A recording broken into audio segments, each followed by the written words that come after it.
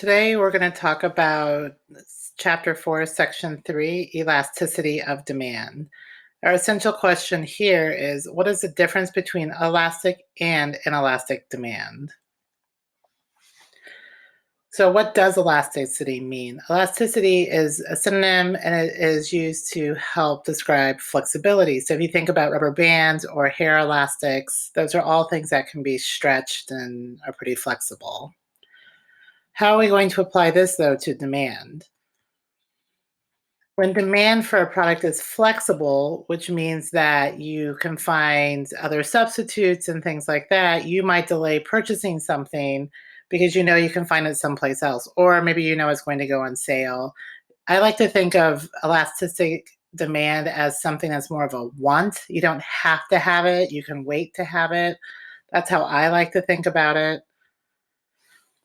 And then demand is inelastic when the consumer cannot be flexible and they have to purchase that product no matter the price. So, a really good example of this would be things like medicine. Insulin, for example, is pretty inflexible. If you're diabetic, you have to have insulin, and you're going to pretty much pay whatever price you can for it, or else you're going to die. Drug companies know that, and so what you sometimes see are things like insulin or even EpiPens have increased in price because there's only one or two manufacturers, and they know that they can pretty much charge whatever price they want. So inelastic for me is a need. You have to have it, and elastic is a want. That's more of how I like to think about it. It's not 100% accurate, but I want you to kind of think about those sorts of things. Demand elasticity is the term used to indicate the extent to which changes in price cause changes in quantity demanded. If you have to have something, then the price is not really going to change demand much, so you're not going to see that much flexibility. However, if it's something that you just want and you don't have to have it, that means the demand for it is more flexible and you're going to see it kind of stretch out more. Elasticity in price, it measures how sensitive consumers are to price changes. Demand is elastic when a change in price causes a large change in demand. So we were talking about like maybe Nintendo Switches, and if they go from $300 and they drop to $200, that's $100 decrease. You're going to see a large percentage of people running to go get Switches. Demand is inelastic when a change in price causes a small change in demand. And that's why I'm saying things like EpiPens and insulin, they could be up to around, $150, $200 for insulin, or, $300 for an EpiPen, and people are going to have to pay it or else they could die. Demand is unit elastic when a change in price causes a similar proportional change in demand.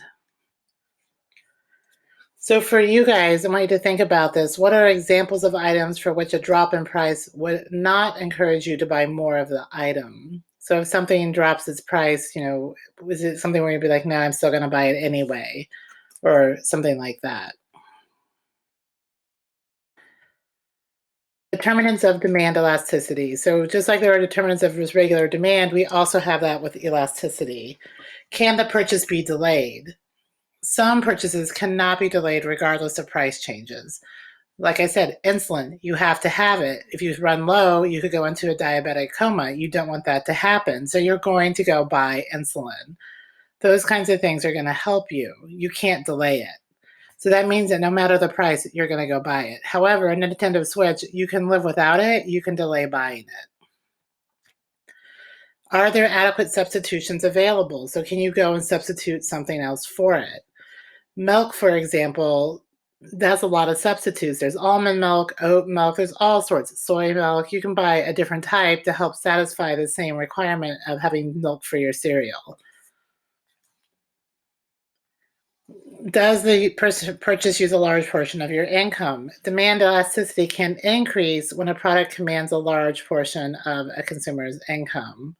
So it just depends on how much does that item cost and what you're willing to pay for it. And then think about this. What are some things you buy for which price is not the issue? So you're just going to buy it because you like it or you need it, and then it doesn't matter the price. Maybe you do have to have certain medications that help you. And then the graph looks like this. If it's inelastic, demand is not really going to change no matter how high the price, which is why this is a very steep slope. Because as I said, the higher the price, you're still going to buy it. So there's going to be very few people who are not going to buy it. However, if it's inelastic, it actually has a very gentle slope and it really stretches more out. So you kind of think about taking that hairband and stretching it wide. And you can see that here too. If you have perfect inelasticity, which means that people, no matter what, will buy it, it's a straight up stick like this. And then they gave you a side by side if it's inelastic versus elastic. You can see the differences in the slopes. And then if it's perfectly elastic, it's a perfect horizontal line. Looks like a person sitting. And then just to show you, we're going to go into supply next unit. And so this is the supply line. It actually is the opposite of demand. And it shows you that the lower the price, the less they supply, and the higher the price, the more. But this is what inelastic supply and demand would look like, okay?